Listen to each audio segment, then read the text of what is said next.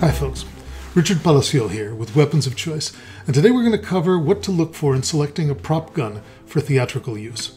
This is vitally important because people have died because of prop guns. Died. And many, many more have been seriously injured. Naturally, anytime that anything goes bang on stage, there's some level of danger. But what I want to try to eliminate is the risk of death due to firearms on stage. These deaths and injuries come from accidents, and accidents come from ignorance.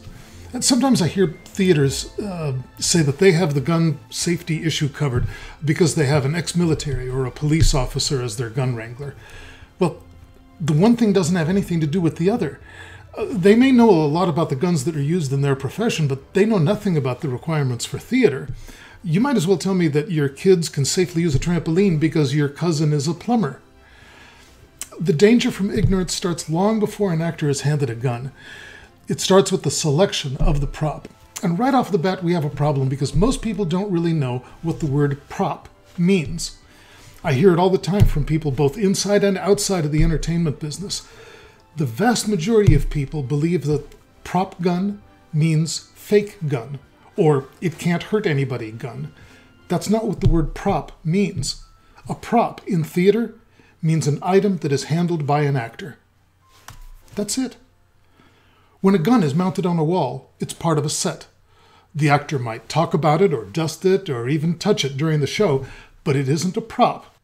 And since it's part of the set, it's the set designer's job to get one. When a gun is worn in a holster, it's part of the costume. The actor might rest her hand on it during the show, but it isn't a prop. And since it's part of the costume, it's the costumer's job to get one. But if the gun is taken down from the wall or pulled out of the holster, it's a prop. And then it becomes the property master's job to find one. And that's what makes a prop gun a prop, because it ended up on the props list. Whatever the props master brings is by definition a prop gun. It might be made out of cardboard or rubber or paper mache or steel.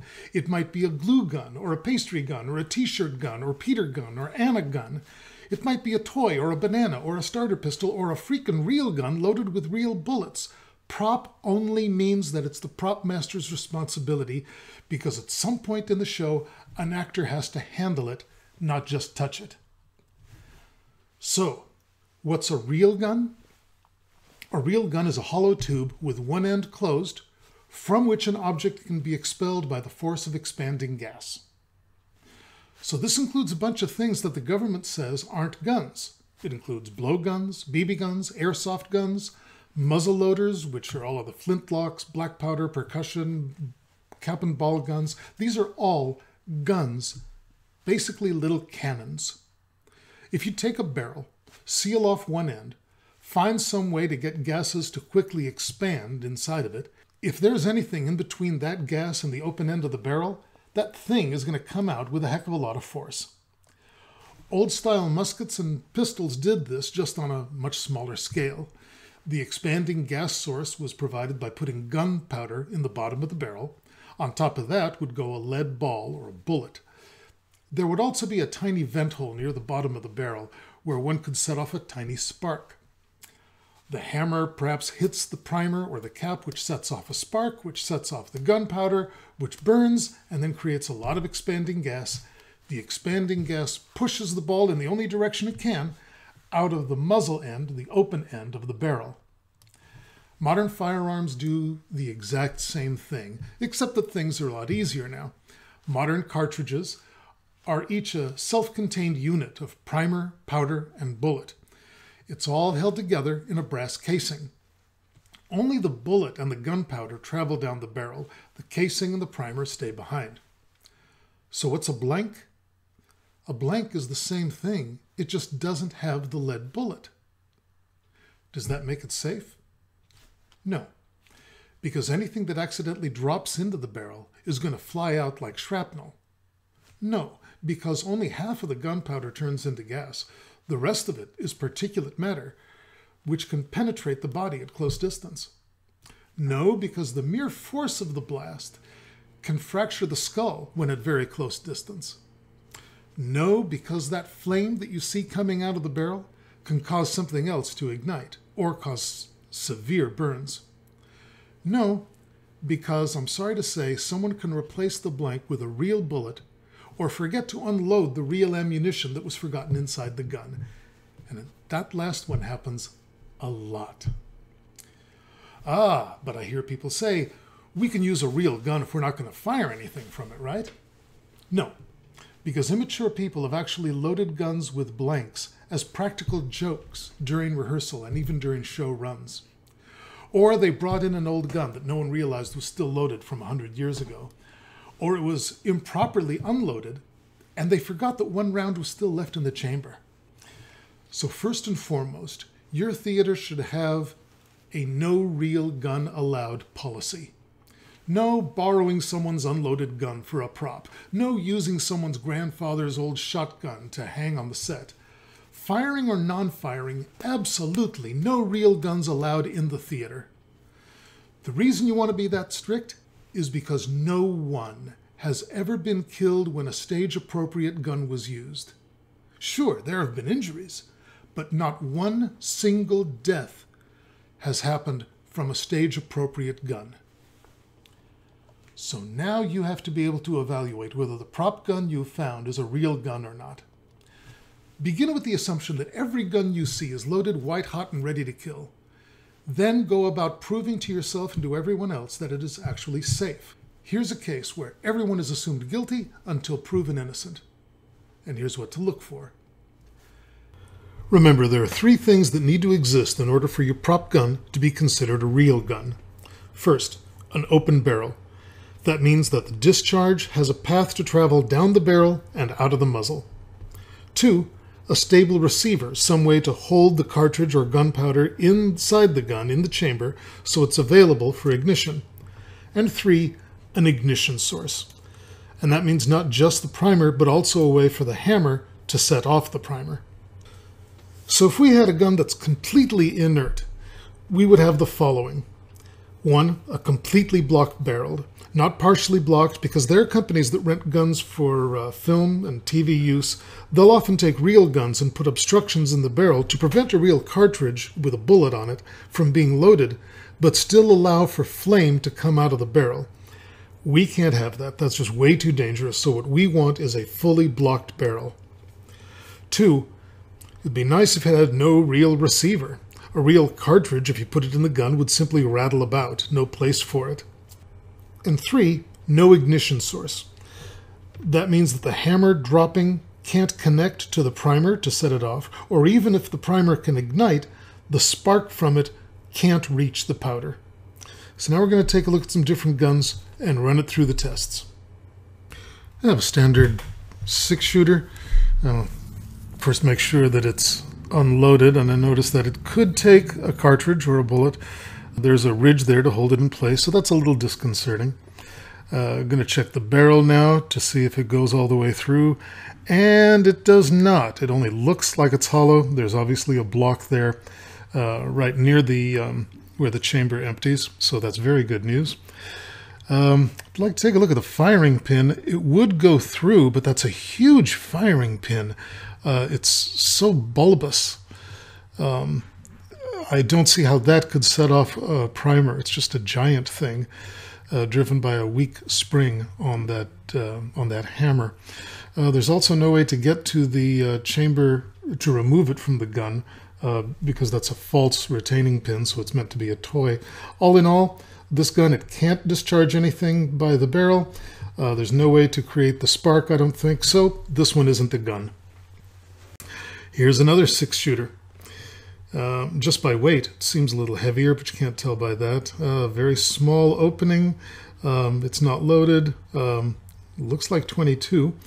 So now we're going to take a look at the depth of the barrel. Make sure it doesn't go all the way through.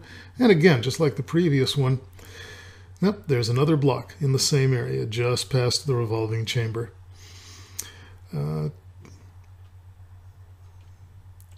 Again, taking a look at the hammer, it does have a firing pin that could go through, and now we see that this one, we can remove the chamber for easier loading. I'm going to take a good look at the chamber in a moment. But first, notice the block in the barrel that we were talking about earlier. It's not just hard, but it's shaped so that a blast would go to either side of the gun. It's harder material than the barrel, so you can't even drill through it to try to create a gun out of this.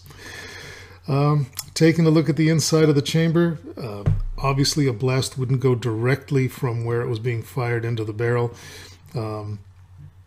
There are tiny blocks by a steel hardened wheel inside. That would keep you from even loading a real bullet in there.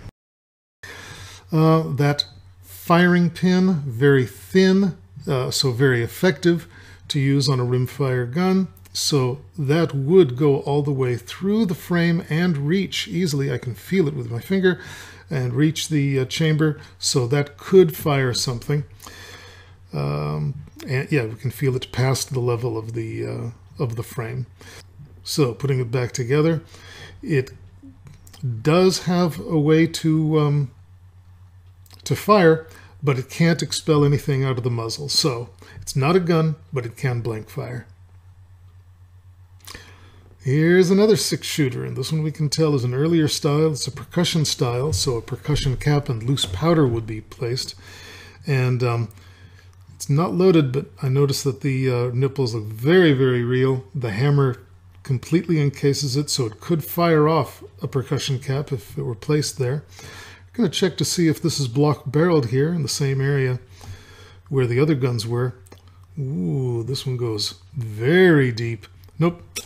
The barrel is completely open all the way deep into the chamber, so if something is loaded in there, it will fire out. You could load this completely. It is a real gun. This one does not go anywhere near a theater. Here's a more modern type of revolver, snub nose. This one can open up easily, so we can take a look at it, unloaded. And we're going to check the... Whoa, there's a block almost immediately. It's just barely hollow for looks, and it is completely blocked there in the barrel. We notice that it's a little bit open on the inside of the barrel. Now, taking a look inside the chambers, we see that it does go all the way through, but there are some small blocks inside the chamber, enough so that you could load a blank but not a real bullet. If you were to load a real cartridge into it, the gun simply wouldn't close, so that's a nice feature. Taking a look at where it's hollow on the inside of the barrel, there is a block, but it's just forward of where that little vent is. When the gun is fired, it should be able to expel off the top of the gun instead of down the barrel. So the barrel is blocked, everything else is open. This is a blank fire, not a real gun. Here we're taking a look at a smaller gun. It's a 5-shot gun. When we open it up, we see that it can hold cartridges. It looks completely legit. Also, we can see that it's completely empty. There's no blockage in the chamber. Whoa, the barrel goes all the way through, so it is not a block-barreled gun at all. There's no blockage whatsoever. Anything could be loaded, and it would go right through the barrel to the outside. So now we just have to check to see some other things. I pull the trigger, the hammer doesn't move. The spring is not connected to it. And the hammer, even if it's pushed forward, the firing pin has been filed off completely so that the firing pin cannot reach the cartridge inside the guns, even when loaded. So in this case, it's not a gun. It cannot fire anything, even if dropped to the ground. Here's another pistol. This one obviously a starter pistol because of this big gap between the chamber and the barrel. It's obviously completely false. There's not even an attempt to create a little hollow area to make it look like a gun. There's also that shaped area so that the blast is diverted to either side of the gun. This one we can open up easily. Take a look at the chambers here, 9 shots. It goes through, so it can be loaded. The blanks would stay in place, but again, you can't put in a real bullet because it would be blocked. You wouldn't be able to close up the gun. There's that shape again, which prevents the blast from going forward. It would move off to either side. And on this type of starter pistol, the firing pin can only engage if the trigger is completely squeezed, so the gun can't fire if it's just dropped to the ground. So no discharge down the barrel, but another blank firing gun. An exceptional one, by the way. Semi-automatic pistol, we open it up, drop out the clip, run the action to make sure there's nothing in there so it's unloaded. And we see that, well, the clip could certainly hold something. The barrel is, again, blocked, pretty short, very, just a small area of being hollow. But it's hollow on the inside to a much deeper area again, so that any blast could go up through those tiny vents up on top, but not down the muzzle. So we're looking at a very likely a blank fire.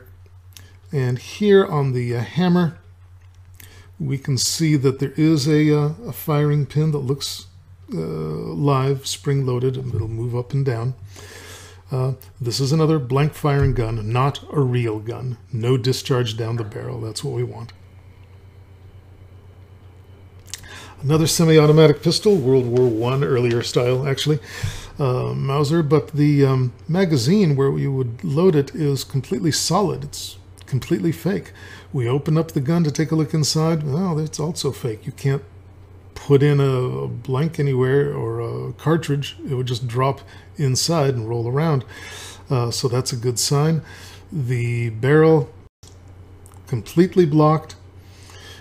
Take a look at the firing pin.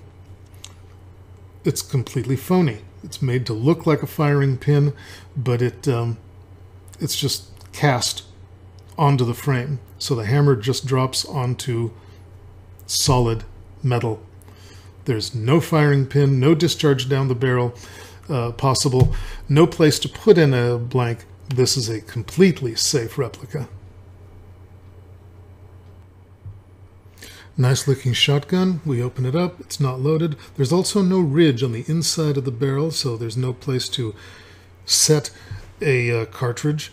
It does go all the way through. I don't need to run a stick through this. I can tell that the barrel is completely open.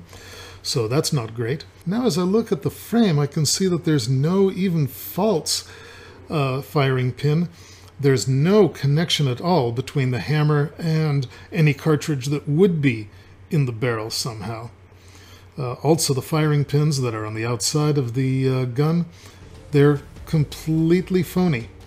They're cast onto the frame. They are not separate units, so the hammer simply drops onto solid metal. And so on this one, although it is a completely open barrel, there's no place to put a cartridge, there's no way to set off the cartridge, so even with an open barrel, this is not a gun. Completely fine for stage.